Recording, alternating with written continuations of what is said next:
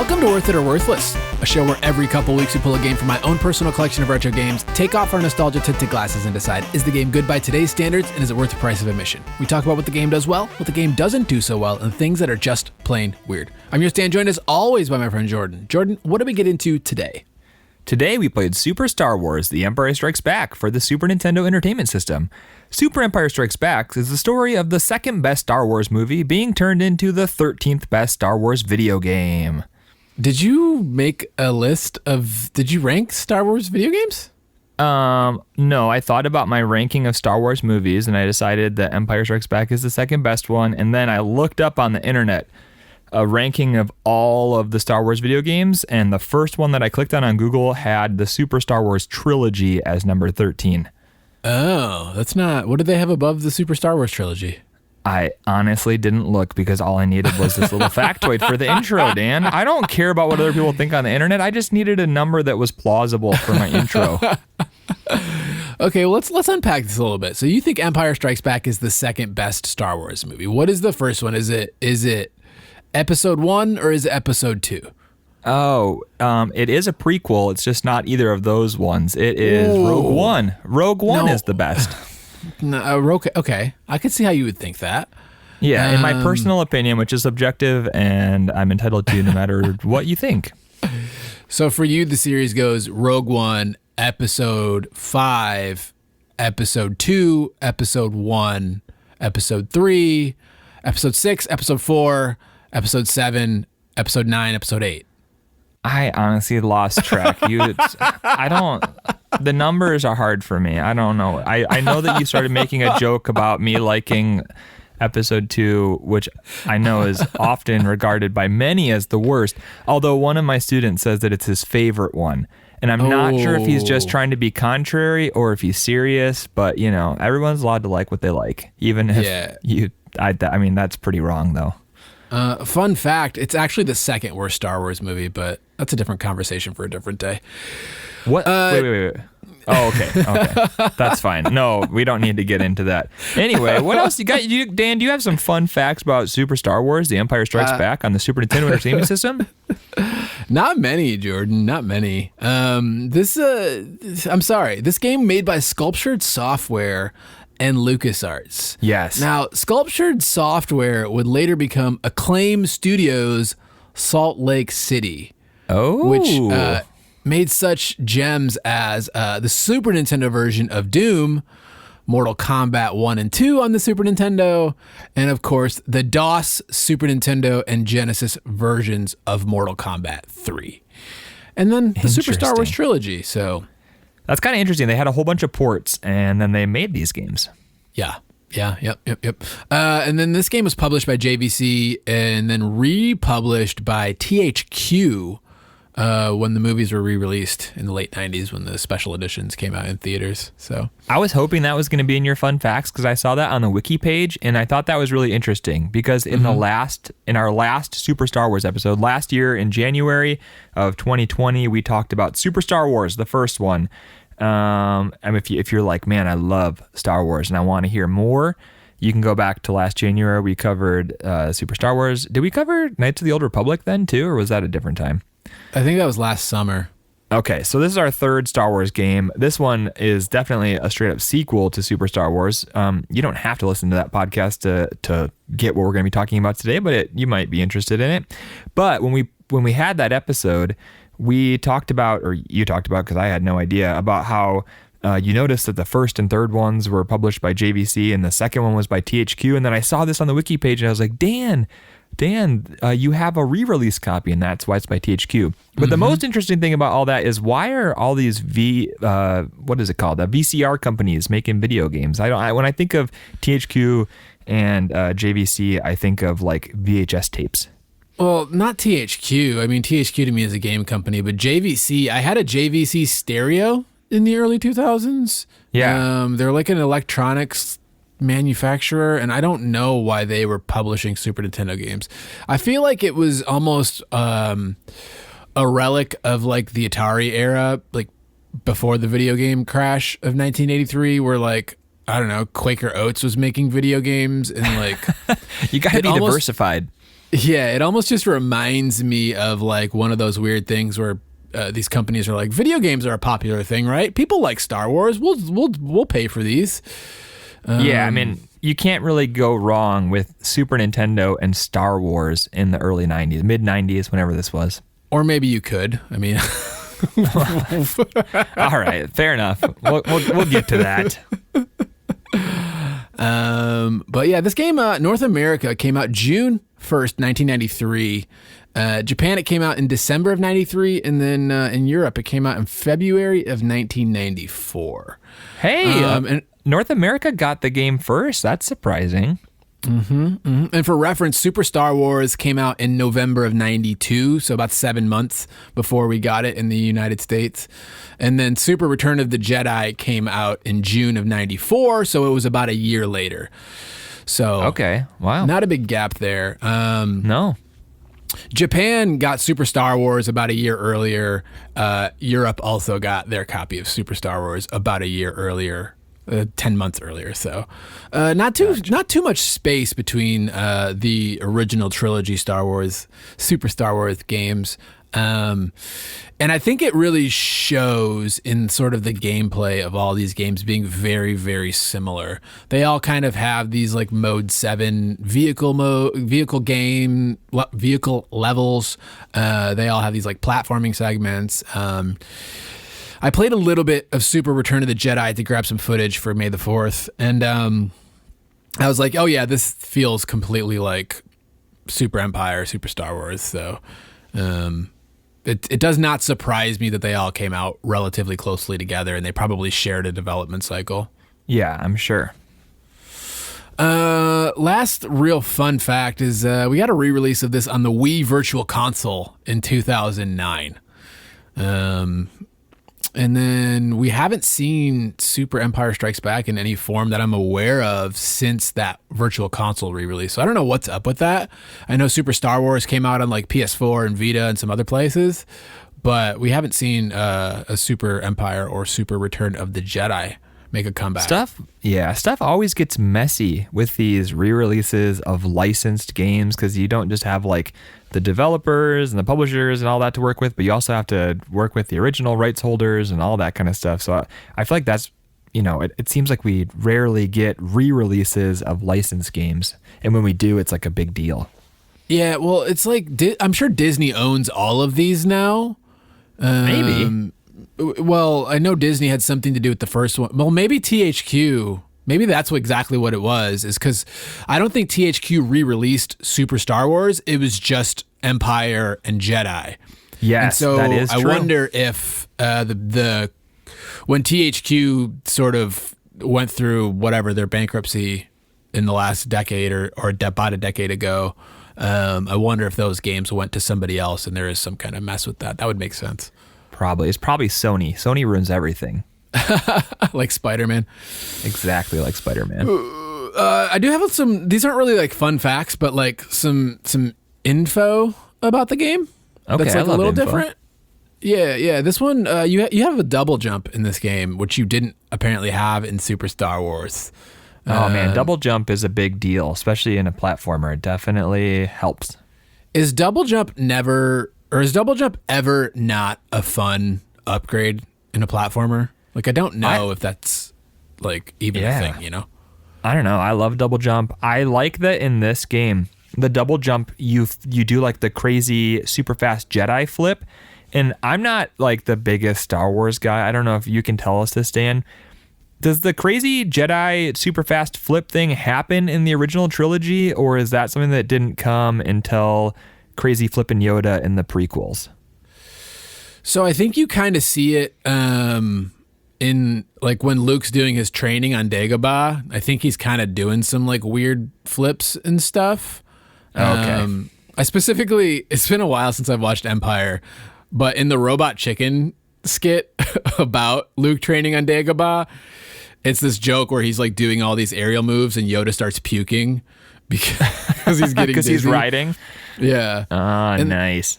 And then I also feel like when Luke is about to get thrown in the Sarlacc pit in Return of the Jedi, that he does some aerial flipping kind of stuff. when Okay. R2 like throws him his lightsaber or something, and I think there's something there with him kind of springboarding. Although again, it's been a while since I've watched Return of the Jedi, so I thought maybe don't this was like similar to how in Super Star Wars we said that game maybe was the inspiration for the battle droids in the prequels. Maybe that this game was the inspiration for crazy flippin' Yoda, but maybe not. Maybe that was already part of Jedi lore at the time. Yeah. One other thing that this game changed was they removed the character select in this one, which kind of makes sense based on each level being kind of tailored to one particular storyline. Like you start off the game and you're Luke out in the out on the mountains and caves of Hoth, fighting giant wampas. And then, you're Han Solo on Bespin and like all this stuff. So it made sense to me that they removed the character select, but it's kind of a bummer. I wish there would have been like a cheat or something, or like a new game plus that let you play each section of the game however you wanted with whoever you wanted. Because I know it's in Return of the Jedi as well, Super Return of the Jedi. So. Yeah, that definitely would have been cool. It's not like any of these levels are specifically like you could only beat it if you have a lightsaber, or you could only beat it if you were Chewie or whatever. Yeah. It's well, in the Dagobah level, like you kind of have to have like Luke be able to float to get all the Force powers. No, but you're Luke and you're the only one with the Force powers. You got them all without floating? What do you mean got them all? There's like 10 Force powers in this game. Yeah. And they're all like high up in the level and on Dagobah. Anyways, I think you can get them anywhere, because I fell all the way to the bottom of the level and I collected them all just by jumping around on the bottom of the level. Oh. I was like down on this like weird moving platform that was making me feel sick to my stomach. Yeah, I don't know. Anyway, levels or character select would have been cool. I think we should probably move into what this game does well though. Yeah, I agree, Jordan. I'm done. I'm done with the stuff. So let's get into what this game does well.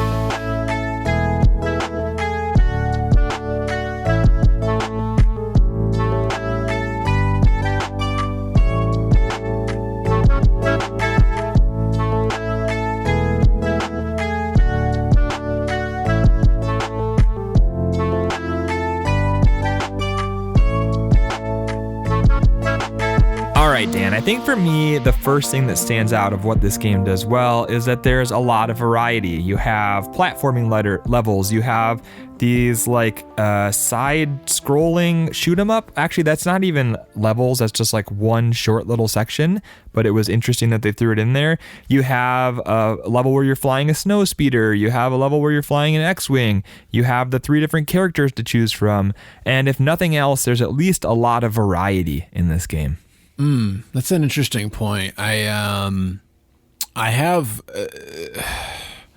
I guess some specific points about a lot of that stuff later, but I guess on the whole, there is a lot to this game. Like at some point you're in a snow speeder, and then another point you're like blasting asteroids in the Millennium Falcon.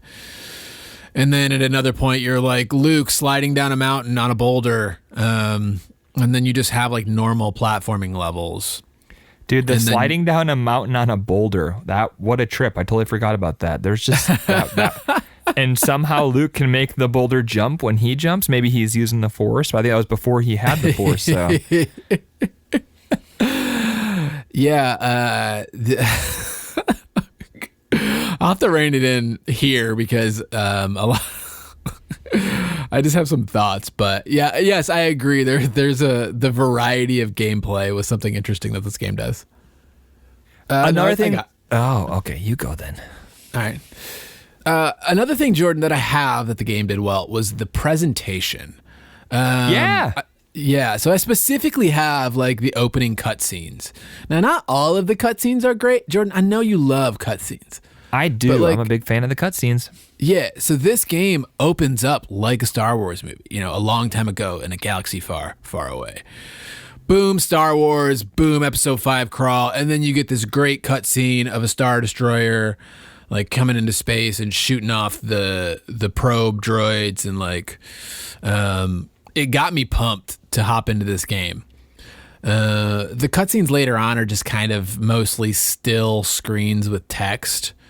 But the cutscenes, and I also have the voice clips / sound effects. Like you get like Darth Vader's voice and like clips of Chewbacca and stuff, and like Yoda's voice, and there's some interesting presentation stuff here that I liked. Yeah, I totally agree. I like, even before you get to that opening cutscene, you have the title screen where it says, Star Wars, The Empire Strikes Back, and then like lasers fly in and it shoots 5 times and the lasers hit and they spell out super. And I was like, oh, that's cool. And then you hit the start button to actually start playing the game and you get the R2-D2 noises and it's like instantly you're just immersed. There's lasers, there's sound effects that you recognize from the movie. Boom, here's the opening cutscene with the title crawl. It's a 16-bit version straight out of the movie and it's like, yes, okay, I'm playing Star Wars. And you're right, the presentation was great. Yeah. There's some other really cool things about the presentation that I liked. I think that this game looks and sounds good. I like that they went with the big sprites. A lot of times you have like little sprites in these retro video games, and for this one they used these bigger sprites that let you actually kind of like see the characters that you know from the movies. Now that gets a little bit dicey sometimes later when it's hard to fit a lot of stuff on screen, but I like that they did it because everything is really recognizable. It's not just like a weird little avatar moving across the screen who you could kind of think is Luke Skywalker, but no, it's like actually looks like Luke Skywalker. His hair like flows.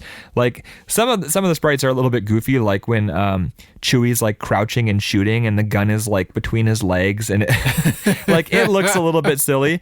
But I like it. I mean, the backgrounds, they put a lot of detail into the backgrounds to make you really feel like I'm on this swamp planet, or I'm in Cloud City, or I'm on the Death Star. And the music, we talked about it in the first Super Star Wars game, but you can't really go wrong. Like, you'd have to really mess up the Star Wars soundtrack, and they just went with it. They digitized the score from the movie, and it was great. Yeah, I mean, this game definitely, for the most part, looks like, I mean, I like the sprites, generally speaking. I saw Boba Fett, and I was like, he kind of looks a little goofy. Really? What did you think he looked goofy? He looked like somewhere between movie Boba Fett and holiday special Boba Fett. Oh, see, but I love holiday special Boba Fett. I think that style's cool. So maybe that's why. I think if you're going to, I mean, as far as cartoon Boba Fett goes, I'm a fan. Like, you think he looks a little bit scrawny? I don't know. He just looked a little like oddly shaped, but he was moving around so much that I couldn't really like get a good look at him. But yeah, just jetpacking everywhere, shooting you with freeze beams. Yeah, it's funny that you mentioned the Chewbacca sprite. I was actually streaming this game a little bit last night, and I was specifically pointing out Chewbacca, like the crouching thing, how his knees look really goofy. And when you look at the sprite when he crouches, they just like chopped off the top half of the sprite and then made these like static knees that don't move, even though his like torso moves when he's shooting and stuff. Yeah. I mean, all of the crouching sprites are a little bit weird. Like Luke using the lightsaber when he's crouching, it looks like you'd have to have extremely good core strength to pull that off. But maybe he does. And somebody else, shout out to Mateus, said that Luke looks like He-Man. Yeah, a little bit. He's got that like kind of blonde bowl cut looking thing. Yep. I mean, it's not too far off, but I think by Empire Strikes Back, he didn't really have that as much, but definitely the first movie, he kind of had that He-Man bowl cut going on. Yeah, I don't know. Well, I don't know. Doesn't matter. Anyway. This is now a fashion and haircut podcast. We've been secretly trying to take it that direction for a while. We just haven't found the right opportunity to sort of change courses. Jordan, next thing on my list, the mechanics. Okay. There are a few mechanics in this game that I do enjoy. We've kind of mentioned them a little bit already. The force powers are a great mechanic in this game. So as Luke, you are able to collect force powers. Not ideal, but You can like freeze, you can do like Jedi mind trick, you can heal, you can go invisible/invincible, you can fly basically. You can slow enemies down. There's like a ton of different force powers in this, and I really liked the fact that all of these different abilities were in the game. Again, it's kind of weird that you have to collect them, but I liked those. And so Luke has the force powers. And then Han Solo and Chewie kind of have different secondary powers, which I also liked. Chewie has this like spinning fire attack, which is like super broken and powerful. Yeah, he basically does a spinning T-pose and just lights everybody on fire.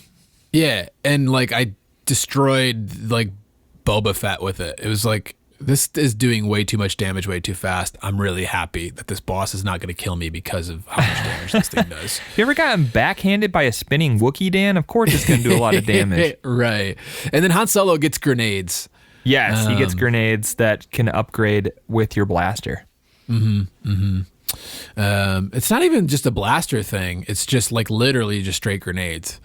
Yeah. But as you upgrade your blaster, your grenades also upgrade. Oh, really? Yeah. I didn't even know that. So they start off, like, if you have a flame blaster, which is Han's, like, starting blaster, you have flame grenades. And then when you upgrade to the seeking blaster, your grenades also seek. Oh, that's cool. And I never got the, like, fast ion rifle thing with Han, so I don't know if he gets a third set of grenades or not. Interesting. And then the last mechanic that I have that I liked, we mentioned the jumping lightsaber flip.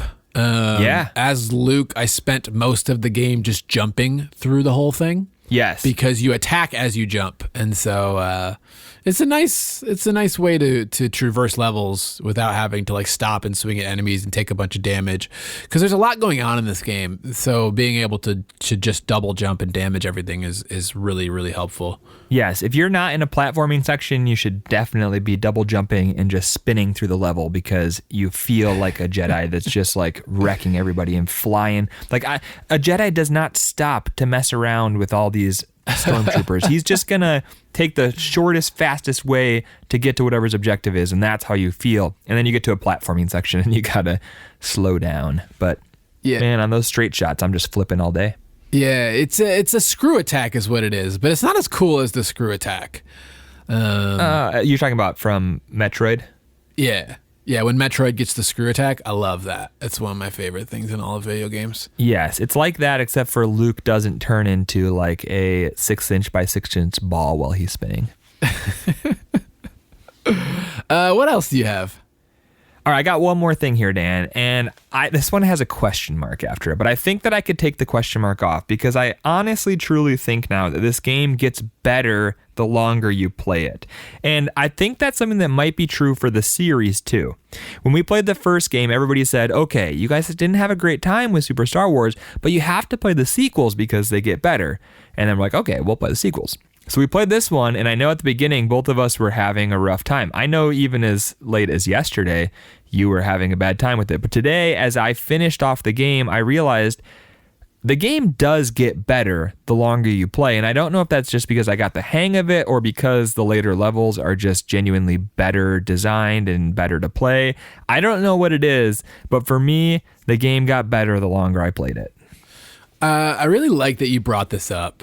Because I was specifically trying to play this game a lot and not do it in like 1 or 2 sessions to give it a fair shake. Because the first time that we played it, we had such a bad time with it. We did. We played it for like 2 hours and we got like 4 levels into it, or like an hour and a half. And it was just like, this is 4 levels sounds like we got very far, but we were still in levels that all looked the exact same. It was Hoth, it was snow, and even though we were 4 levels in, you could theoretically have just called it 1 level. Yeah, I mean, basically. And so I was really trying to not necessarily let that cloud my judgment on the game as a whole. And I think part of the reason why the game gets a little bit better, and we'll kind of maybe dig into this a little bit in the next segment, but the when you're not dealing with like weirdly shaped, snowy covered platforms, the game controls a little bit better. And so I don't know if it's like the controls get a little bit easier or what happens, but I don't know if the game actually gets better or if it's just as you get more experienced and used to the sort of weirdness of these controls that the game gets a little bit more manageable. But I definitely think that later on in my playthrough, I felt a little less like I did early on. That's what what I'll say is the annoyance subsided a bit with the gameplay. Yes, if you're out there and you pick this game up and you want to try it out and you play the first couple levels and you're like, man, I'm not having a good time, it might be worth looking at the passwords online and finding a password to skip past the snow levels until you get a hang of it, because it is hard to do the platforming on those slippery, sloped platforms that they just throw you into the game. And I understand they have to do it from a story perspective because that's where the movie starts. But man, they didn't do you any favors. So I would say if you're interested in this game and you're really struggling to get into it, it might be worth skipping the first few levels, get the hang of it, and then maybe go back. And Jordan, actually my last 2 points kind of play on exactly what you just said. I have the password system and I have difficulty options as what the game does well. We struggled when we first played this game, and then we were able to turn it down to easy, and I think enemies died a little bit easier. Maybe they were doing less damage. The game as a whole just felt a lot more tolerable. Yeah. As we were trying to tackle those weird early levels. And then, of course, the password system. When you die in this game, you get 3 continues. And it's like, at first I was like, why is there a password system and a checkpoint system in this game? And a continue system? It's like, what? This doesn't make sense. And then shout out to our friend Emo Fergie. He's like, well, when you continue, you get to use the checkpoints. But when you use a password, you have to start at the beginning of an area. And I was like, oh, yeah, that makes sense. But yeah, the password system, based on what difficulty you're playing, it will spit out different passwords for how far you get into the game. And if you don't want to play the first 4 Hoth levels, then you can just skip them. It's nice, and especially in nowadays where you can just easily look stuff up on the internet. If you're having a time getting used to this game, like maybe play Dagobah, play Bespin, maybe skip Hoth for a while until you want to go back to it. Absolutely. All right, Dan, do you got anything else you want to say about what the game does well? Nope. I'm fresh out. All right, let's move on to what the game doesn't do so well.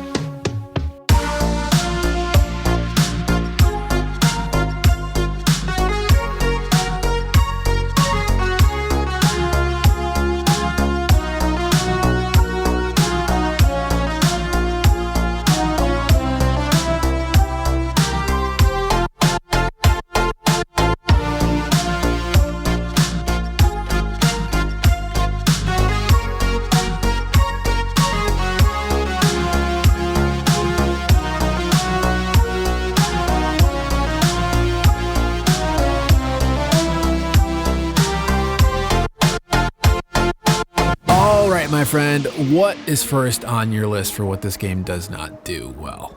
All right, so last time when we talked about Super Star Wars, we kind of said that this idea of a run and gun Contra-esque Star Wars game is a really good idea. And I think that still is true. Like the idea of like Contra, but Star Wars is a great idea.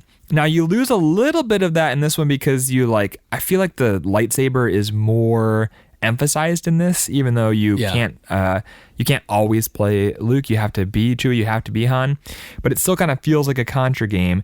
But the idea with Contra is like you start with like kind of a crappy weapon and then you get power-ups, and the power-ups are like pretty easy to come by, and you can choose different ones. In this game, you have some power-ups, but they're almost all hidden, which is very strange. Like you don't actually see any of the power-ups until you touch them, but you don't know they're there. You kind of have to just like jump around and hope you hit one or remember where it was. And so this idea of like a run and gun game or a game where you like are getting power-ups to get stronger, I like it, but it is kind of diminished by the fact that the power-ups are kind of rare and they're almost all hidden. And even like Luke's Force power-ups, you only get a couple levels to actually use them, and like you're kind of near the end of the game, and it just feels like all of these like power-ups in this like idea, the concept of the game is kind of lost a little bit or muddied a little bit. Yeah. I have some of those fall under one of my major subpoints for what the game doesn't do well, which has like a lot of like little things. But it's interesting, the hidden power-ups, the idea of a run and gun game. I'm trying to so I guess we can just we can move into the biggest probably problem that I have with this game. And we'll call it the game isn't much fun. Oh man. All right. Just throwing it out there.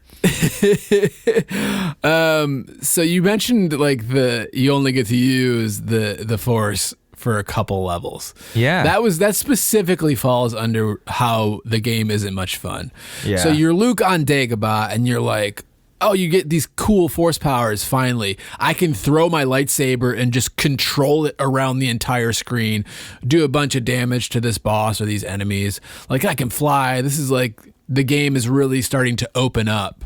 Yeah. And make me feel awesome. Cool, I got these Force powers, finally beat this boss, and now I'm Han on Cloud City. Cool, okay. Okay, now I'm Han. Okay, now I'm Chewbacca on Cloud City. Okay, okay, we're back to Luke. Oh, we're flying to Cloud City. Yeah. Oh, so I you get my Force powers for like a level and a half, basically. 2 levels, really. Yeah. So for people who haven't played the game, you unlock Luke's Force powers on Dagobah, and then as soon as you get them, the next like 3 or 4 levels you have to play as Han or Chewie, and then by the time you get back to playing as Luke, you're on like the last level of the game. Yeah. And so one you of the basically you get like the one level where you can like start learning how to use the powers, and then you get the very last level of the game, which is insanely hard. And so you don't really ever get a great opportunity to like use them and flex these powers that you've acquired. Yeah, and one of the things that I have is that like maybe they should have extended Dagobah in favor of shortening some of the other stuff. Like spit out the Force powers into a few of the levels, because I think Dagobah has like 3 sections of it, and it would have been cool if they would have like had more of like a Luke training section in favor of. So this game has 22 like levels sections total. Yeah. According to like the fandom wiki thing. So another thing that I have about this game, just what it doesn't do well, 12 of those levels are on Hoth. 12 out of 22. Oh and my goodness, I didn't realize that. Yeah, so I was like thinking just like maybe cut a few of the annoying Hoth sections, like, I don't know, Han Solo escaping the base in favor of like more Dagobah stuff to give me more of the fun Force powers. Or maybe give you the one platforming level as Luke and then the one level as Han, and then that's it, instead of having like 6 levels of Luke and then a couple levels of Han. You're totally right. They need to shorten that original first Hoth section and dump some of that time and energy into Dagobah or something else where Luke can use the Force before you get to that final level and you're just like fighting all of these super overpowered enemies. Yeah, but with that being said, Jordan, I am very excited for the day whenever we get around to Super Return of the Jedi, because when I played a little bit of that, like first level that you can pick Luke, you got Force powers. I'm like, yes, let's go. Like this is the one where the game might actually have a shot of being fun.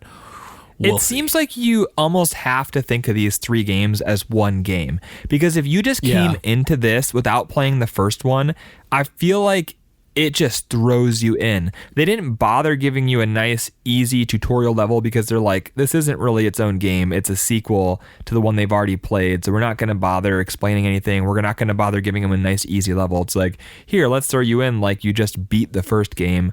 And maybe that's why it starts off so hard.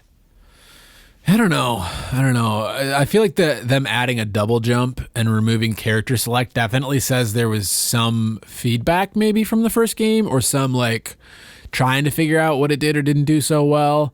But that is an interesting point about thinking of these 3 games as one. Although that sounds like a miserable afternoon of trying to play through the Super Star Wars trilogy in one. That's more than an afternoon. No, thank you. So How Long to Beat online said that this game was like 4 hours. That was not my experience. Even using passwords, even using save states to get myself through the game, there's no way I came even close to 4 hours. I was closer to 8 probably. Yeah, I think I was around the 7 or 8 mark. I don't know where that 4-hour mark came from, but it was just like when I hopped back in, like I get my force powers, I go over to Bespin, and I'm Han. Cool, fine. To get through like the first Han level, I think took me 45 minutes on that level alone. It's just like, what is happening in this game? We got stuck in different places because I watched on your Twitch stream you getting stuck on that level for a long time. And then I went through and I beat that first try. And I think it was because I got the right power up. I got the seeking thing and I just took it slow and I hid behind stuff and just let the seeking missiles do their job. But I got stuck other places that you didn't get stuck. So it's, everyone's going to have different areas that catch them up. But yeah, this game definitely is not 4 hours, no matter who you are, unless you have a lot of experience with it or you're like a speedrunner or a retro video game god or something. I don't know. Yeah, you and I probably played it quite a bit differently. Like I was telling you about blocking with like Luke's lightsaber. I was like, I didn't realize you could block with Luke's lightsaber until I was fighting Vader. And I fought Vader at the end for like 45 minutes. It was not a good time. And then eventually I realized like, oh, if I hold down and attack, Luke will like block things. And you're like, how did you deflect bolts on the cannons? I was like, I didn't. Yeah. Yeah. So we just block, kind of discovered different stuff. Yeah. Using block is definitely good. Definitely you need to read the manual to learn all the different stuff because it does not teach you any controls in the game.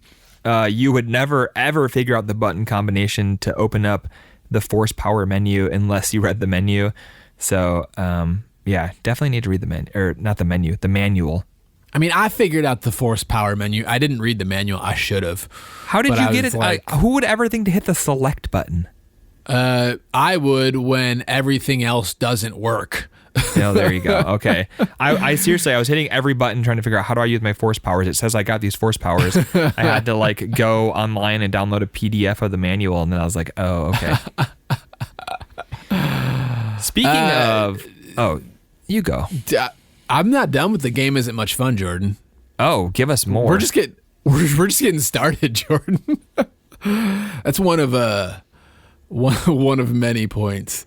I think pretty much all of my points fall into that. Oh no, there's one that doesn't. Okay, I mean, well then hit me with it.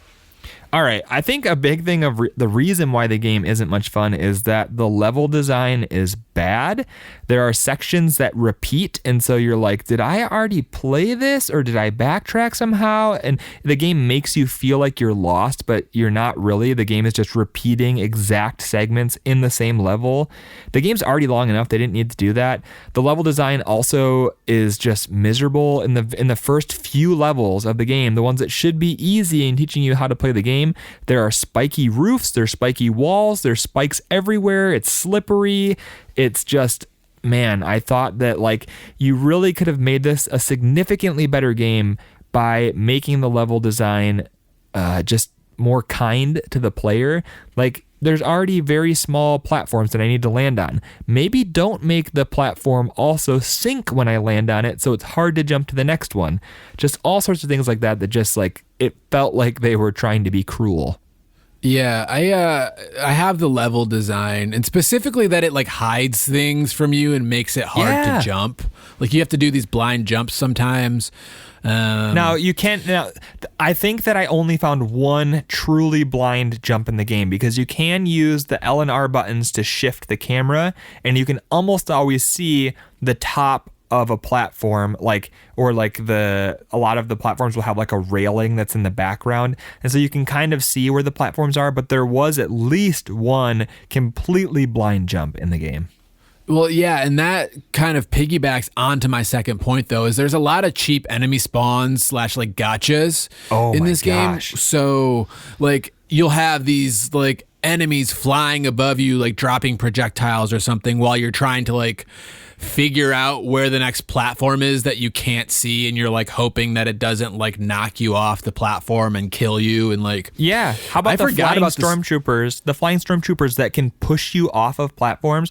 So it's not like some games where the collision hits you and you take damage but you don't move. Like, not only do enemies push you back, but sometimes when you're Han Solo, your own blaster pushes you back. When your blaster connects with something, you get pushed back. And I think that there's like some weird physics going on, but there's so many small platforms where either your own shots or a random flying enemy can knock you off, or there'll just be an enemy on a tiny platform that you have to jump up to, and they might be holding a shield, so you have no way of shooting them. You kind of have to like perfectly maneuver and time your double jump so that you're spinning and you hit them right when they lift their shield, or else you just bounce off and fall into the pit over and over and over again. I'm just like, what? Goodness, yeah. So much infuriation with so much of the level design in this game. And I was like talking about this literally on stream last night as I was like trying to finish this game up, and I was making the point about one of the reasons that games like Mario 3 and Super Mario World stand the test of time is because they're not unnecessarily cruel or difficult in the level design to the player. They actually allow, it's like there's some kind of principle in level design where like you can kind of make people think that they're in danger, and it feels good when the danger isn't necessarily there, or you're not constantly being shoved off of a platform or like stuff like that. And it's like, I just wish that they would have understood like something like Super Mario World, where why is this game as well loved as it is? And because it's like, it's not constantly punishing the player over and over and over and over again to a point where they can barely catch their breath. It's like how, in Super Mario World, I think a lot of our listeners have probably played that game or have played a newer Super Mario World game. In Super Mario World, there are the Hammer Bros, and those are like some of the most tricky enemies to maneuver because they're usually like on a platform that you need to get to, and they're throwing stuff. That's like every enemy in this game is a Hammer Bro. Now, granted, you don't get killed by one hit, but still, it's basically like every enemy is a Hammer Bro, but you can get hit 10 times. So annoying. But at least most enemies will like drop health. So you're fighting this barrage of Hammer Bros, but they're constantly dropping health. Yeah, so that is a nice thing. I meant to say that you can play this game slowly, especially if you are able to get the tracking pistol shot thing where you can kind of find a safe space, take out bad guys, mine their hearts. Like, you can play this game. It just doesn't, it feels more like a stealth game at that point than it does like an action game. Like, it's fine, but it's not really the kind of thing I signed up for. Like, you don't really want to have the Metal Gear Solid version of Contra. That's a funny game idea. Yeah. Jordan, next point that I have under the game isn't much fun. Vehicle segments, specifically the Hoth and Bespin segments. The Millennium Falcon in the asteroid field, that was fine. You're just kind of blasting some asteroids. Yeah. But the Hoth, where you're... These Mode 7 vehicle segments, like, they're just these weird... Like, in theory, they're kind of cool. Yeah. But when they're like, all right, blow up 15 cloud cars And it's like you're getting hit from nowhere and you don't really know what you're doing and there's no real way to lock on. So I'm holding the shoot button and I'm shooting missiles with the left and right shoulder buttons. And I'm like just hoping that I don't take enough damage to kill me again and again and again and again and again. Yeah. And then it's like with the Hoth, I'm like spinning in circles. There's no like radar or something that's like helping me out that I could tell where these guys are that I'm supposed to go find. I'm maybe taking damage from like these hills that I'm going around. Maybe I'm supposed to pull back. Can't really tell if the ground is hurting me or not. Like what is going on in these levels? And it's just like, all right. It'd be cute if it was like a minute long, but like I don't want a full level of this. So I agree. Really, really cool in theory. Just like, especially in the 16-bit era at the time, super cool. In practice, not so cool. You're right. You're trying to kill way too many of them. A lot of times you can't judge the distance very well because things do not seem to move linearly. It's like almost like the distance is like logarithmic or something because like all of a sudden stuff will just pop up and boom, you're hitting it and it takes off like half of your health when you run into an AT-AT or a cloud car or something. Now, something I thought was really cool was on Cloud City, it seems like they used the exact same like level map, like terrain map as Hoth, but the ground is clouds and you can go down through the clouds and like shoot up through them. And like that was kind of cool. The fact that you could go above or below the clouds, but still it was too long. It was too hard. And I think that one of the reasons why it was so hard to get the kills that you needed is a problem that also appears in other parts of the game, is that the scale is kind of wonky. Like your ship is too big so you can't see anything else. I mentioned earlier that I like the big sprites, but there's a bunch of times in this game where the sprites are too big. And I'd say that goes for all of the flying sequences. The bosses take up almost 80+% of the screen in most cases, other than Boba Fett and Darth Vader. They're these gigantic bosses that take up almost all of the screen, and you just like, there's this one side-scrolling shoot-'em-up section, which I don't even know why it's in there. It's so awkward. It's so weird, where you're in the snowspeeder and it's a side-scrolling shoot-'em-up, and your speeder takes up at least 50% of the screen, and you can't help but hit everything. And so it's just like all of these things, the scale is wrong, and it makes the gameplay feel bad. Yeah. And you mentioned the bosses, Jordan. Another point that I have under the game isn't much fun. The bosses are pretty much universally terrible. They are bad. I think they have potential though. If they were smaller and you could have more strategy, because they are cool. They're these big bosses, and usually as you shoot them, like they'll take damage where like different parts of them is falling off, and like I think that in theory they could be cool, but they're so big and clunky and they don't really have like moves that you can exploit or timing that you can exploit. It's kind of just like, hopefully you came in with the full health bar and you're going to be able to do enough damage before it kills you. But they just they didn't work. I have a separate point, but it kind of relates to the game isn't fun, and it relates to this boss issue as well, and that's the controls. The controls aren't great. They feel slidey and floaty. You can't change weapons while moving. Changing your force powers feels like awkward. And so like when you get into these boss fights and you don't feel like you have enough precision control to deal with the bosses in a way that they are kind of wanting you to. Yeah, I agree. I feel like you have a lot of different stuff at your disposal, but you're totally right that it's not like tuned in. Like I love the dodge rolls and the slides. Each of the three characters has like a slide or a dodge roll, but they're all too long. They do like, I don't know, maybe 60% of the width of the screen. And so if you're trying to use it like strategically, you usually end up too far away from the enemy after you've dodge rolled or slid past them. And that goes for all of the controls, where they're just not precise enough and you can't really utilize them the way the game wants you to.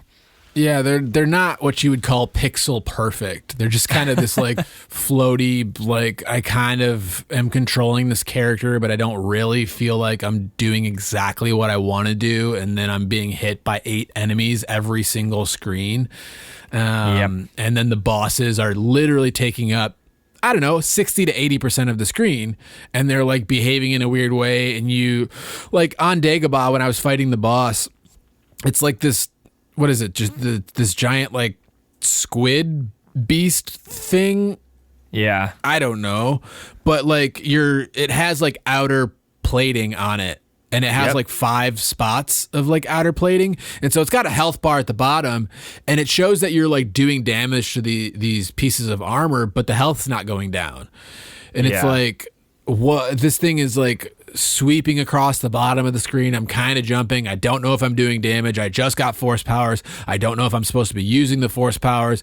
Everything's crazy. It's spitting enemies at me. Like, it just throws so much at you that the controls, like, they just don't serve everything that the game is trying to make you do. And it's just like, oh man, this is, I just feel like there's potential. Like, I love all of this stuff. Like, I think that you nailed it when you said that it gives you like a ton of options, but they're just not dialed in enough. Like, they just needed to be play tested more, or like dialed in. Yeah. You can, the thing is though, like, you can get the hang of it. And I think that's part of why the game feels better the longer you play it. Like, once you start to get the hang of like, okay, I can delay my double jumps. I can like do all this stuff. Like, there are ways, but I don't know if that's just like compensating for the stuff the game doesn't do well, or I don't know. It could have been a lot better right off the bat. Yeah, and then like trying to change force powers is another thing where it's like you have to press select and then you have to press the left and right shoulder button, and you only have like, I don't know, maybe less than 2 seconds before it chooses the force power that you're on or whatever. And so like you can't like change force powers in the middle of a fight or weapons as you're trying to move. Just, man, what's up with these controls? Yeah. All right, Dan, you got anything else? I'm not done yet, Jordan. This game is not fun. You got more. Oh my goodness. This game is not fun. You know how, Jordan, Let's go speed round. Let's go speed round. What else you got, Dan? You know how I do my notes, Jordan. Let's go. Know. Lots of slowdown in this game. Now, normally you get on my case about calling out games for slowdown. I think it's fair in this game because it slows down. It's not like Kirby's Adventure, but it's definitely not great. You're right. It's not like Kirby's Adventure because I didn't notice the slowdown in that game, but I did notice it in this one. I don't know what it is. I think it's because like I just accept slowdown as part of retro games. It doesn't really bug me. I'm sure that that's part of why the game feels imprecise, and it is a little bit jarring because when this game speeds up, it like you feel like you're flying. Because almost the whole game is slow. When you finally do get to run or shoot at full speed, it feels like you're actually, I kept like being like, is this a force power? Am I like going turbo speed or something? Like, what's going on?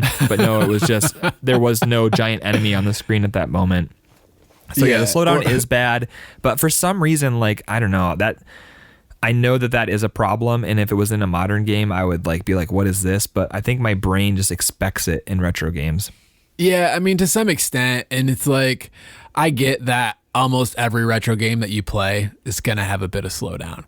But when it's like this frequent, and because part of it is this game has such cheap like level design and wants to throw so much at you all at once, it's inevitable that the game is going to slow down. It's just trying to do more than it's capable of. And I don't know, it didn't necessarily screw me over very often, but I think there was a time or two where I missed a jump or almost missed a jump because the game started going to try to do too much, and it was like I'm trying to like not die again for the 68th time today.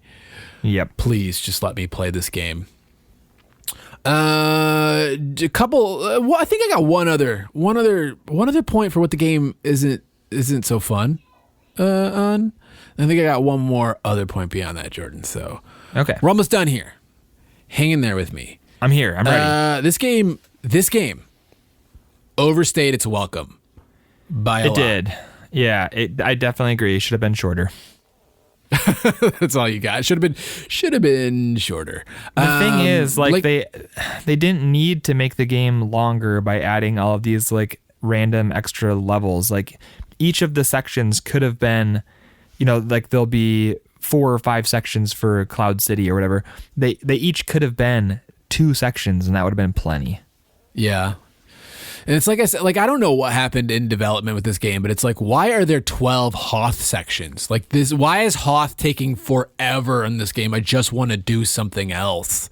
Yep. And then it felt like Bespin took forever. And I'm like, well, okay, if you're going to make a game version of a movie that doesn't necessarily have action the entire time, like, all right, fine.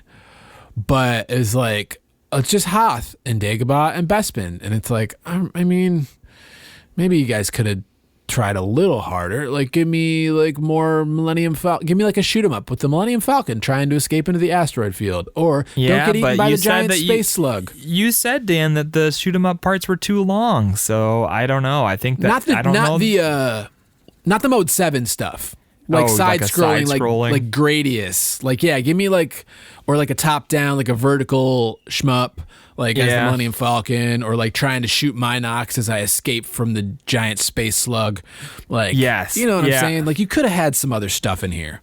Yeah, there's definitely a lot that they could have done that would have helped. Yeah.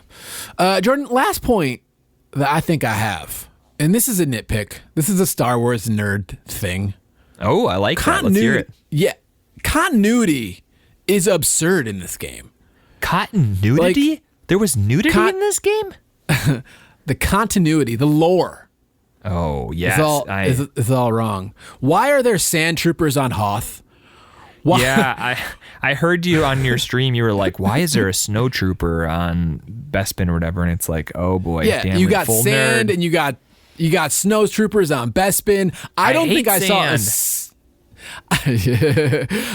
saw a single like regular stormtrooper in this game that I can recall. You got a bunch of like made up enemies on Bespin, I think. And then the funny thing, this isn't real, but it kind of is, but it isn't.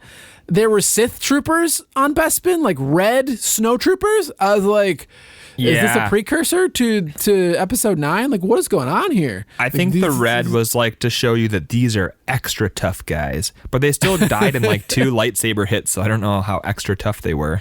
Yeah, but it's like, I don't know, just the silly like Star Wars nerd in me was like, why can't you just have the snowtroopers on Hoth, regular stormtroopers on Cloud City, and then whatever monsters or whatever on Dagobah? I mean, sure, you make a bunch of stuff up.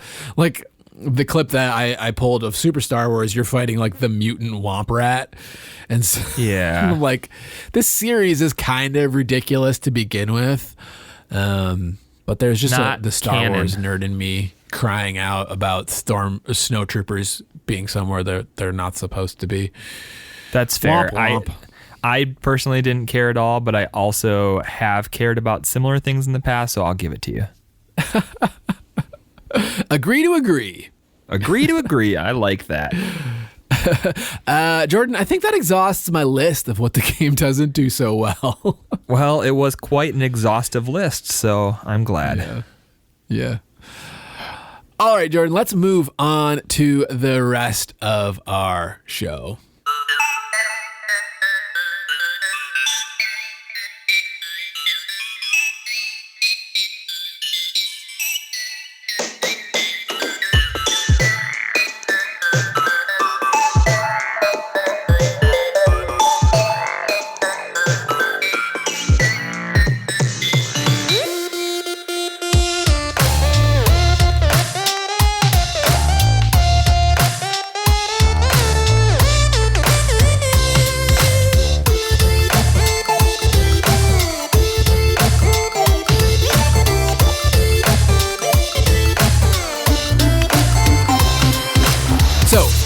What would you pay for the experience that you had with Super Star Wars: The Empire Strikes Back?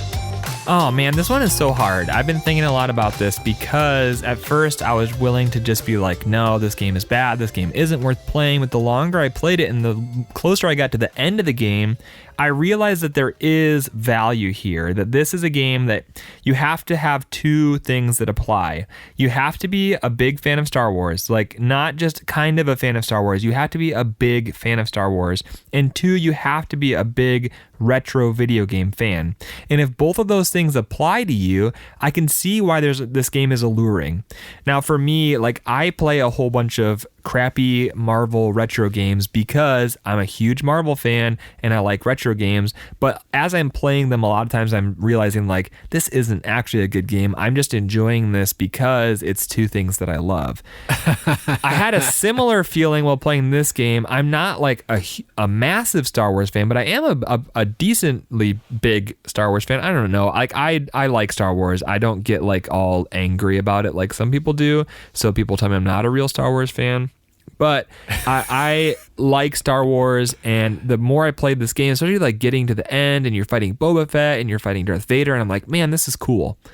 So it's hard because the game starts off so miserably, but I eventually got to a place where I was having fun with it, and I'm talking a lot, and I don't know what I would say. I want like a modern fixed version of this game with like more options and built-in save states and all that kind of stuff that the game doesn't have. So if we're just talking about exactly this, what exists, the retro version of it, I feel like if those two things apply, you're a Star Wars fan, you're a retro fan, it's more buying it because it looks really cool, and I would maybe pick it up for like $6.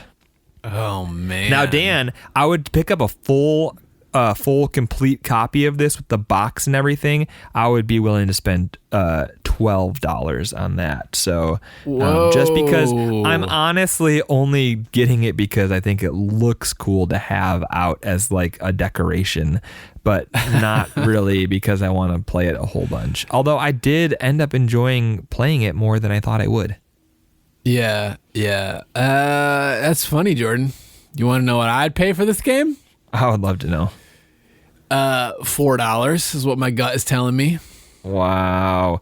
Yeah. So yours is just without all the caveats. Like I'm saying without the caveats, like if I'm just a regular person, if this isn't a Star Wars game and this is a, I don't know, Star Trek game. Say this is a Star Trek game, I would be saying my go-to $2. But because it's Star Wars and because it is the second best Star Wars movie, it pops me up to a $6 mark. It's interesting. Have I ever said less than you on a game before? I think you have, because as you're saying it, I'm having a little bit of deja vu. But it was probably on something like Spider-Man or Captain America or Blitz or something like that. Yeah. I really didn't have a lot of fun with this, despite my best effort. Like I really did try to like get used to this game and sort of deal with the controls and sort of try to like not hate it based on the beginning of it, and tried to like take ownership over my own miserable experience with it. Yeah. But at the end of the day, there was just so much frustration that I experienced with this game, and so much, so many parts that just didn't feel fun to me. And it's funny that you're like, if you like retro games and you like Star Wars, $6. I'm like, I like both of those things a whole lot, $4. Yeah. Well, you know what? If you aren't having fun with a game, don't play it. That's honestly, and that's like a lot of the reasons. A lot of times we'll be playing a game and I'll just be done with it, and you're like, I want to play more. And we've talked about this before, and I think it's because like my mentality is, if I'm not having fun with the game, I don't want to play it. And that's how it was for the beginning of this game, but I eventually got to a place where I was having some fun with it. It's interesting that you say that, because as you're saying, like, if you don't have fun with the game, don't play it. And my brain instantly went to like, I love roguelikes.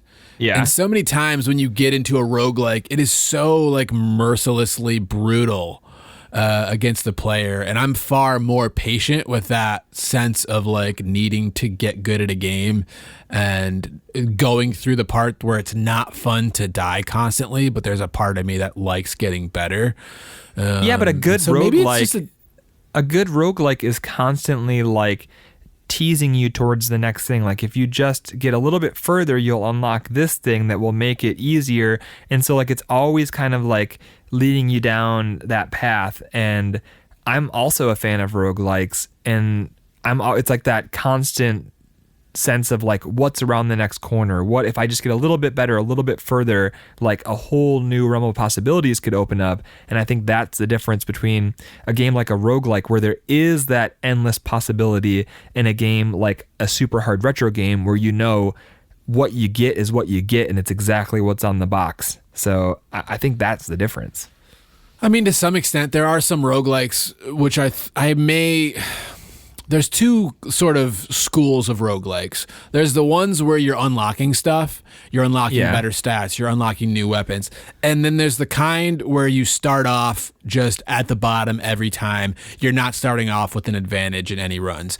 And I think I personally gravitate towards the kinds where you don't start off with an advantage. And so they don't have that sense of feeling good. Maybe as you make I haven't played. I probably haven't played as many as you. But like I'm thinking of something like Gungeon, where you enter the Gungeon, you always start off at the bottom with the worst possible stuff, but every run unlocks new stuff that can show up in the dungeon. Or like that game you like, the creepy poop one, Binding of Isaac.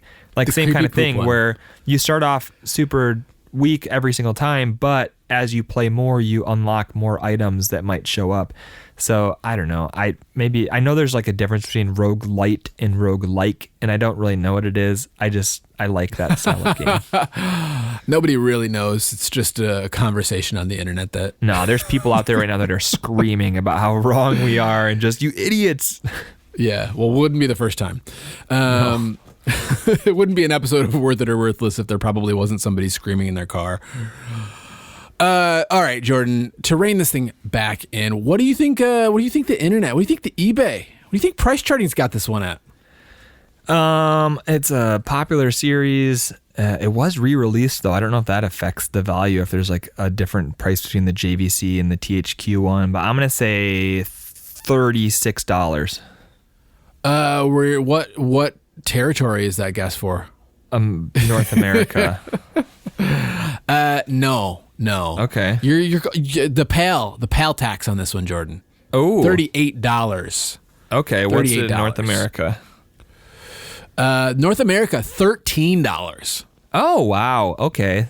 So that's not terrible. Like if you were at a Goodwill and you saw a nice copy sitting on a shelf for $13, like that's not insane. No. I would pay $2.90. Like I used to find retro games at the local Goodwill, and they were marked $2.92. You don't find them anymore. Those days are long gone. Yeah, now they have the internet, and they figured out that video games have value, and they're like, oh, Ocarina of Time. Like 2 years ago, I think I walked into a Goodwill, and they had like Ocarina of Time for like $40 in the case. I was like, they know what they figured it out. I know. Jordan, Japanese version, going for $33. Oh, okay. I was just in the wrong part of the world with my guess. Yeah. Apparently, I don't know if it's because Star Wars is so massive in, the U.S., North America,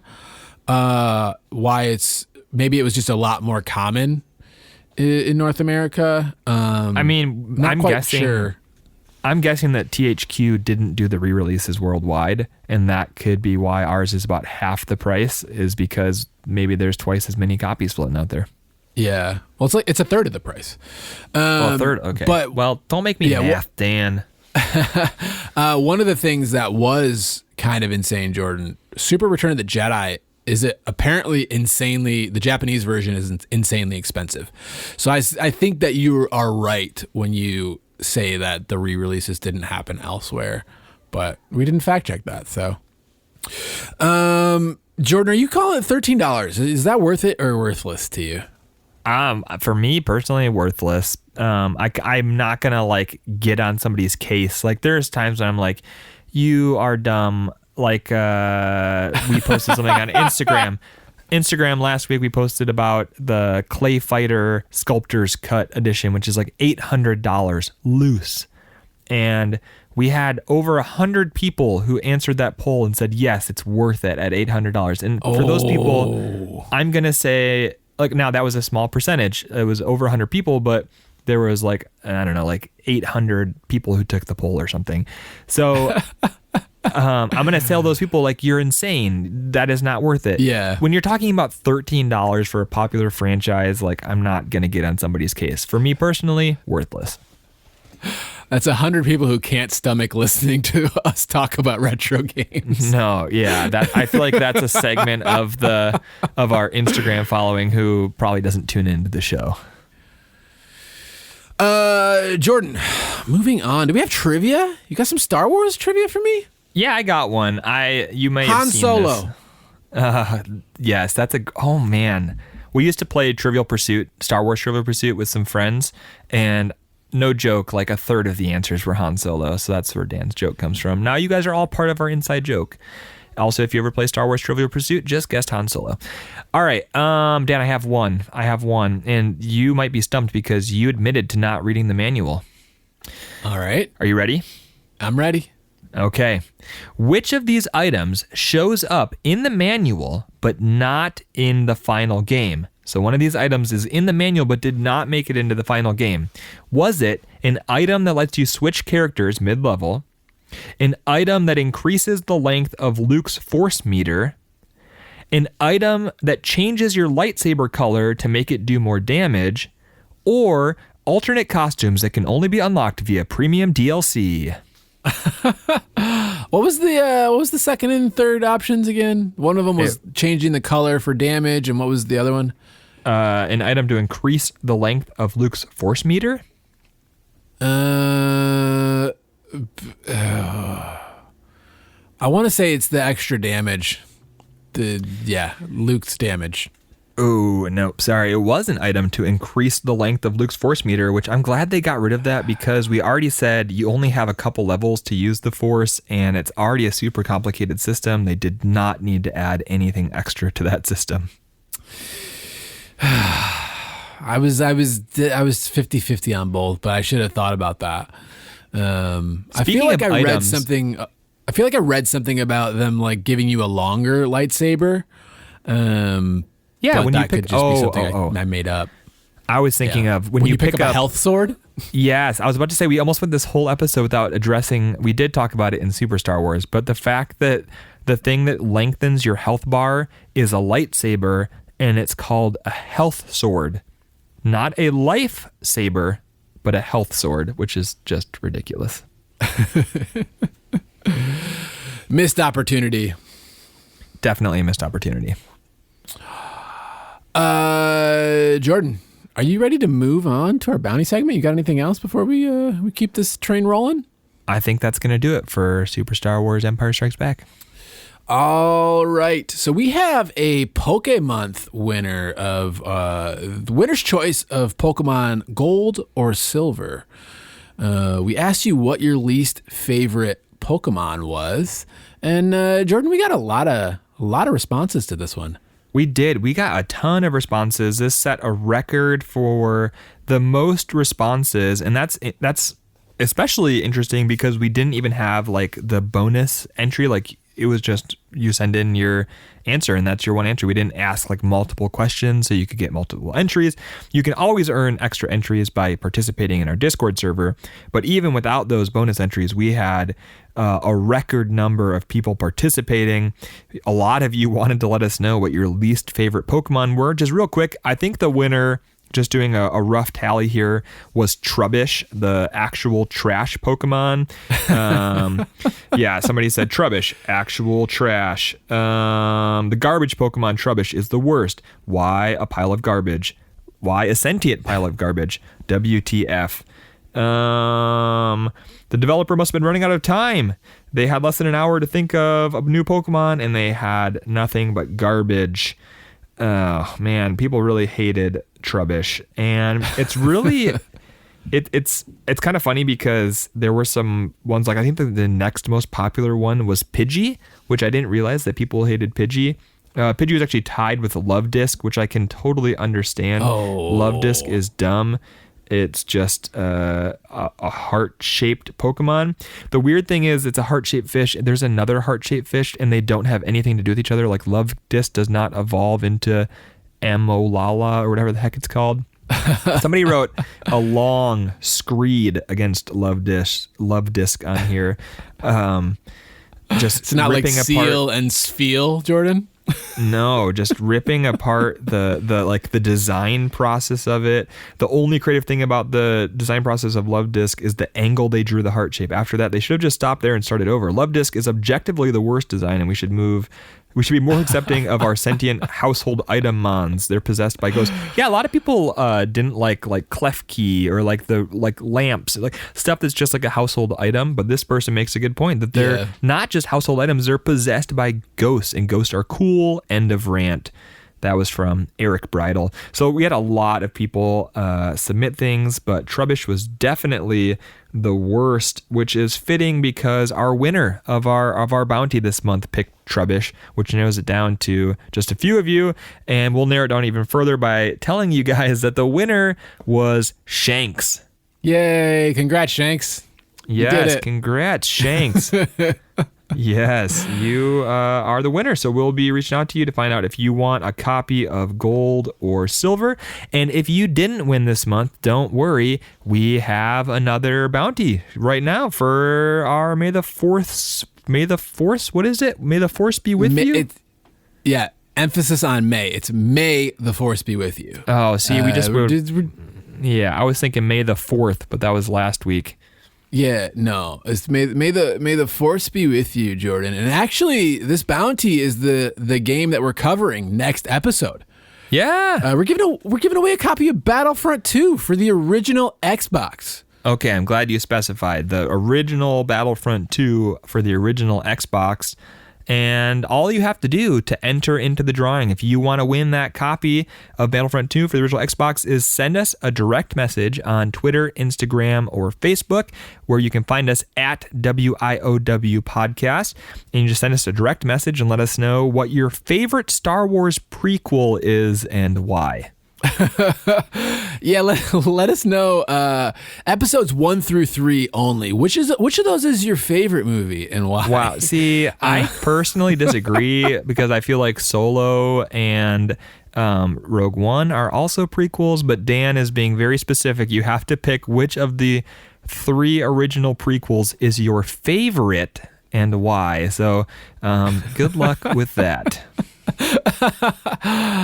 You can also reach out to us, of course, on Discord or via email at worthitoworthlesspodcast@gmail.com if you want to enter. Also, a note about Discord is if you're in there chatting with us and you enter the bounty the normal way by submitting a DM somehow, you can earn up to 3 bonus entries towards that giveaway. Another little bit of housekeeping, Jordan. Currently playing Shadows of the Empire on twitch.tv/worthitoworthless. We're celebrating Star Wars this month, so pretty much every stream is going to be Star Wars themed. I think after I finish that, I'm going to be streaming some Battlefront 2, and we'll see what else we get into. So if you're interested in hanging out with me and the community, we have a lot of fun over on Twitch, so maybe consider checking that out. Yeah, if you really hate your eyeballs and you want to treat them to some N64 dark graphics, then hop on over. You know what the good thing about Twitch though is it's even if you don't want to watch the gameplay, you can just watch the lovely community unfolding in the chat. You can actually just zoom in on Dan's thumbnail of his face. And that's a good time too. There's lots of things going on. Even if you don't like the game Dan's playing, there's lots of fun to be had. You can win digital burritos and make fun of Emo Fergie. There's lots of good stuff to happen. And we also do trivia. We did some Star Wars trivia recently. It was okay. Trivia? It starts off way too easy and then gets way too obscure. It was okay. Oh, yeah. I didn't make the quiz, Jordan. Oh, okay. So yeah, it's a time. There's a lot. Twitch streams are fun. Come hang out. Give us a shot. Give us a shot. All right, Jordan. Do you have anything else before we close the show out with our music segment? I think that's going to do it for us, but don't forget to tune in a couple of weeks when we drop the next episode of Star Wars. May the Force be with you. I don't know why I can't figure out what our theme is this month, but it's Star Wars. Yeah. All right, Jordan, this week we're heading back to The Legend of Zelda with a lo-fi cover of Fairy Fountain by Mikel off of one of the best video game cover albums out there. Zelda and Chill. This is so good. This is a good album. You should check it out if you haven't. I hope you guys enjoy, and we'll see you in the next one. May the Force be with you. May the Force be with you. Bye.